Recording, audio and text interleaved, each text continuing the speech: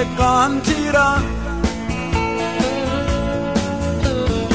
U.S.U. now te kangai Sam puit lang dung o manipu Rangun po zali kan chuang e O zoram hil big suang che Don chang in zoram kan ngai bong bong Mangai bia tu in lan bang ong ong Sanin silong tang chor da puyeng noya Yan na zoram mangai ber telena kolasi ngai azol Yan dualung du zong te Kan ram nge ya limin nan le Len pe huno kang hak le Mi rama zong lung le na na e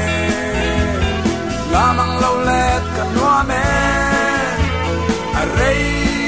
to long e Min lau ngak la Min chen to long o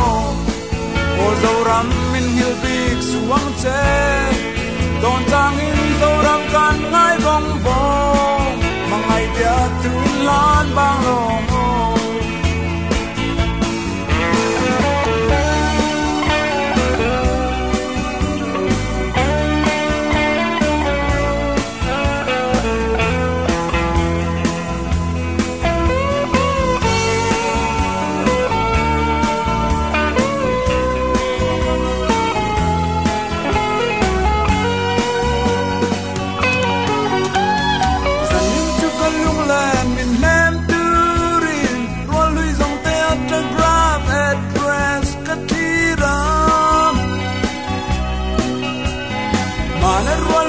ta te kanai